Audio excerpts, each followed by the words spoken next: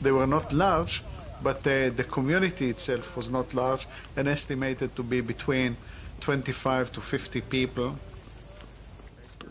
Inside, each hut had its own hearth where food was cooked on hot stones. On the floor, they left the fragments that today provide clues to their daily life. Pieces of flint, shavings of bone, burnt seeds stayed in the ashes of the fire. They threw the remains of their food on the ground. To archaeologists, this refuse is a mine of information. It shows just what wild game they were able to catch.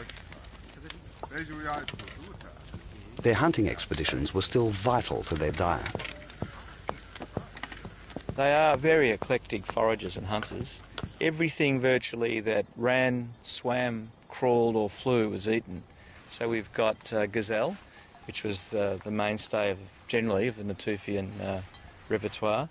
We've got aurochs, or extinct wild cattle, goat. We have wolf, fox, crab, tortoise. We've got hare, cat, and then a whole range of birds. While the Natufians would hunt anything, they were adept at catching large animals out on the range. They probably used the bola, with 3 stones connected by cords and thrown together. Or the slingshot. Both were difficult to aim and throw accurately.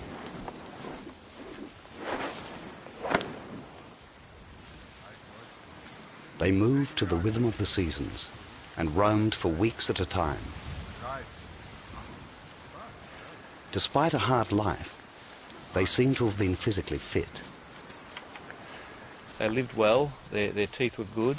They were often ground down a lot, and that was because of the amount of basalt ground, stone ground flour and other foods they were probably eating. They tended to have, like a lot of hunter-gatherers, a very physical lifestyle with signs of healed fractures, and this shows up in their skeleton. Hunting was a dangerous way of life. They were vulnerable to injury, and their weapons were fragile. Their campsites show they worked constantly on repairs and making new tools. Like all Stone Age people, they relied on flint.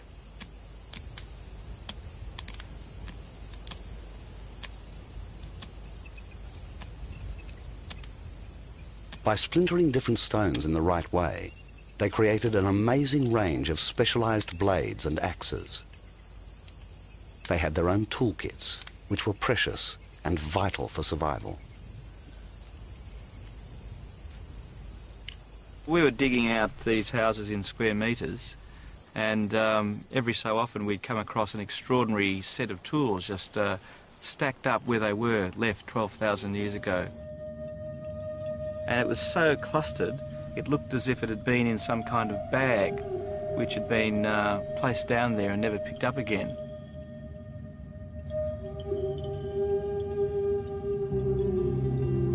In the bag were 7 smooth, round river stones, almost certainly for use in a slingshot.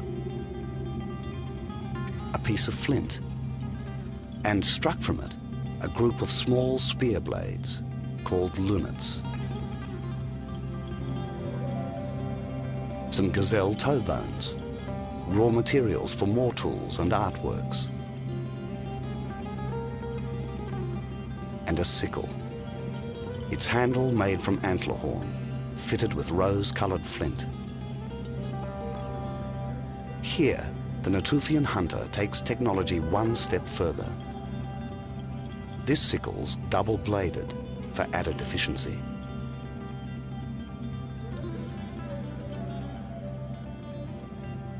It was all of the things that characterised the Natufian way of hunting and gathering.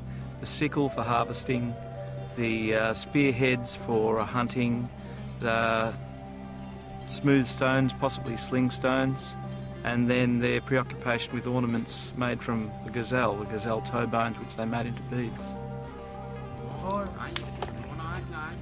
The Natufians had a unique feeling for decoration. They loved carving and carefully shaped their mortars and pestles. It's now that archaeologists find them in numbers far greater than ever before.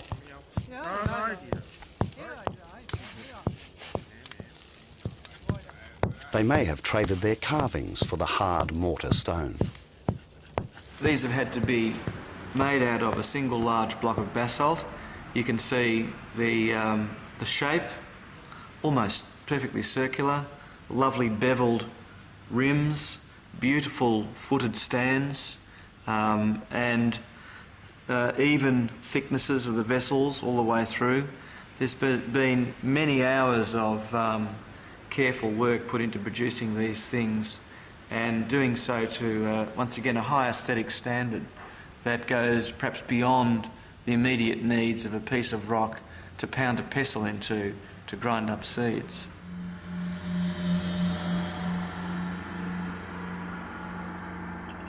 The most amazing thing about these mortars is their sheer size. They were far too heavy to carry around. We know the Natufians left them year after year at their own hearths.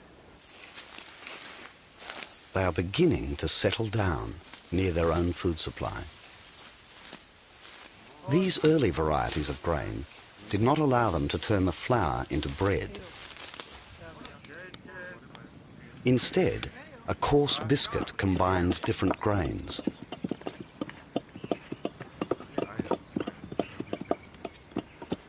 A kind of pancake was the ancestor of today's flatbread. Skilled processing meant their teeth were not worn away by the coarse grain.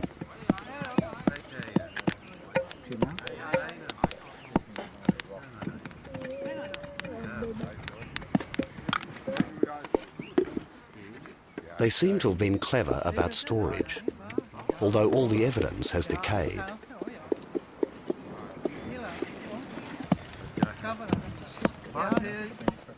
We know hollow gourds grew in the area, and they understood how to tan leather.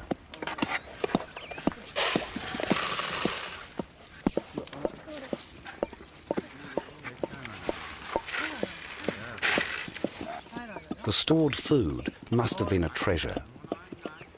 It was a chance to share and celebrate and keep the clan together.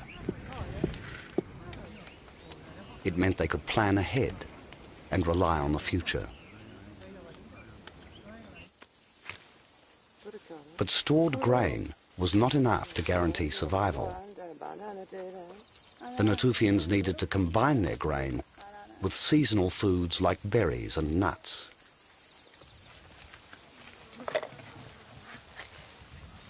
They were instinctively creating a balanced diet. Fruit and vegetables with meat and starch. Inadvertently, they were directing the future evolution of plants, choosing the best, the biggest, the sweetest to carry home.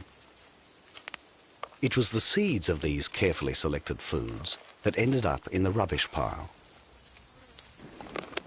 The refuse was moist and organically rich, rather like a garden bed. The plants would sprout and cross-pollinate to create a more useful strain. These were the first experimental gardens.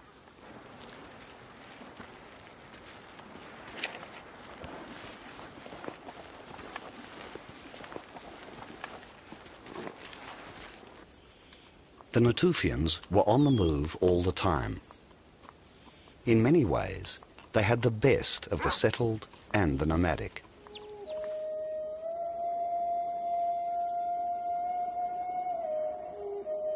We know from hunter-gatherers still living today in Africa and Australia that the lifestyle created leisure.